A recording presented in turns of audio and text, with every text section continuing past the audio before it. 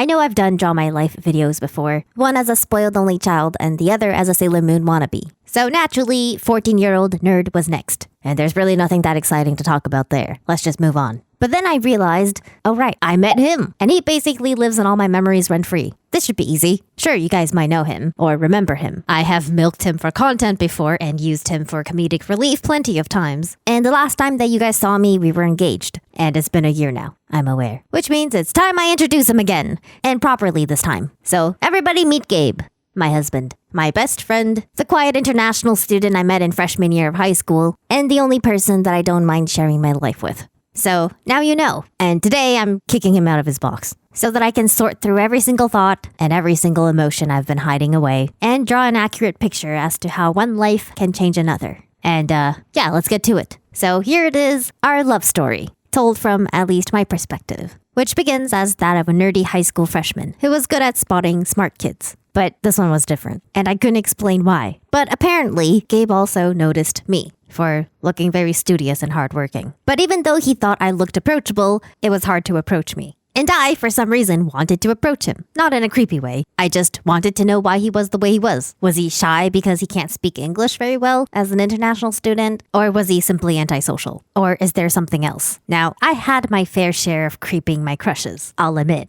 it's creepy. But the way in which Gabe and I met eventually was actually quite effortless. We just became Facebook friends and got to know each other through actual conversation. And soon it didn't really matter how we met or why we were even talking in the first place. And we were just friends. I mean, just for now, but even when Gabe had a glow up in his senior year and all the girls flocked to him wanting to be more than friends with him, our friendship didn't change because of it or because of his girlfriend. But then eventually came his last breakup, which he saw coming and I saw coming. It was becoming a trend. A lot of girls at our school were attracted to Gabe's cool guy, aloof nature, only to be then totally turned off by his, well, aloof nature. Which sucks for him. But as a friend, I sucked at emotional support, which Gabe was okay with and made me think he was pretty cool. Maybe a bit too cool. See, that's the problem. Unlike how expressive I was, people could rarely guess what Gabe was thinking. And instead of just speaking his mind, he's always trying to find this impossible balance. So all the overthinking just makes him suspiciously quiet. So now that I knew why he was the way he was, I still have to figure out what he's thinking. So we spent a lot of time together, and before we knew it, started developing feelings towards each other. And yeah, that is how our love story officially began. And I know I'm leaving out like the most important parts. Like, was it a slow burn? Are there any stories of awkward attempts at flirting? Yes. And what about the grand confession? How did that happen? Maybe you're curious, or maybe you're not. But these are important feelings, and they're unique to everyone. So I don't think sharing mine will do anyone any good. So if you ever have unspeakable feelings for someone, you should tell them, in whatever way you can. Through a snack or an act of service, whatever helps get the message across, that you want to get closer. Human to human. Not just physically, like holding hands and making prolonged eye contact, but the joy of sharing private experiences and feelings publicly. Yeah, romance is weird.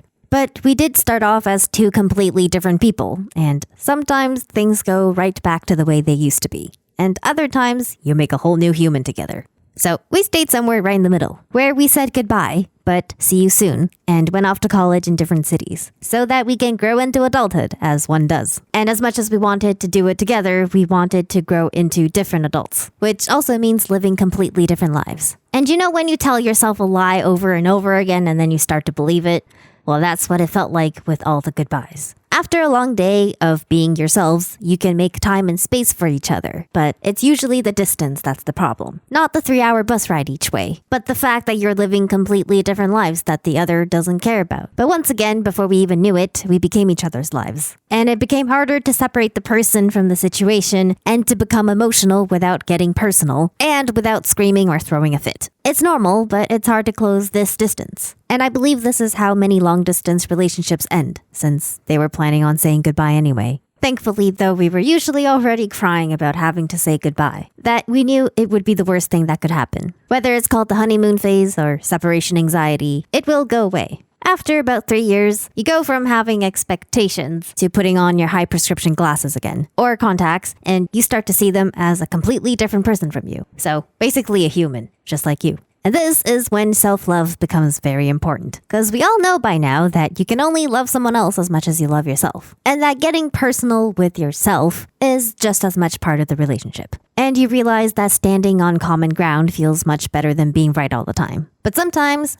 life just hates you and wants to inconvenience you. And even if life wants to make things convenient for you because it loves you, it was usually just for one of us. And then it would make our partner look like the inconvenience. So now it just comes down to caring. When I said that we didn't care about each other's lives, I didn't mean that we didn't believe in their future or didn't think they were going to succeed. I just meant that we mainly only cared whether they had eaten yet, slept enough the night before, and if they were having a good morning. And we asked ourselves those questions even when it wasn't exactly the right time. But when someone asks you about the marketing budget of a fictional company, and your answer is all numbers and dollar signs, and things you probably won't even remember in 15 minutes, you realize how cold the world with just acquaintances and strangers can be. And you'd rather just ask the dumb questions. And you'd rather wait for another hello and have all your questions answered then.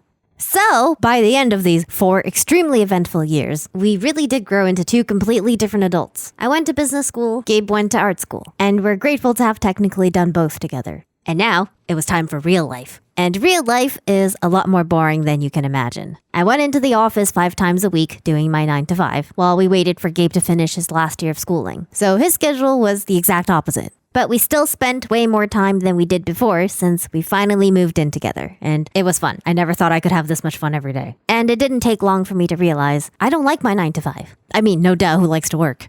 Oh, right. Doing more work in order to make more money wasn't exactly what I wanted, but that was all I knew how to do ever since I was 14. So now what? I had somehow forgotten that I used to draw and that I can tell stories because I like to overthink life a lot, but just as much I loved to experience it. And this is where Gabe comes in again, because he never forgot, and he always tried to remind me in his own gentle ways. So gentle, in fact, I don't usually pick up on it. As you can probably guess, that was when I started the channel, and our sleep schedules were finally aligned. And in between my first video and this current video, we bought our first house together, got promotions at work, and Gabe is no longer my boyfriend. After 11 years together, I can confidently say that he wasn't the one who made everything happen. And we're not very OP together. But we are happy, and we often underestimate what that alone can do. It makes food taste better, things smell better, and life a little bit more interesting every day, which adds up. So I hope you guys can accept my other half. Since I've literally known him half my life, it's been getting harder and harder to tell stories without him. And I truly believe he makes them more interesting, because there is beauty in embracing our individual differences. It's more rewarding, because, well, it's more work. Yes, we are usually each other's problem,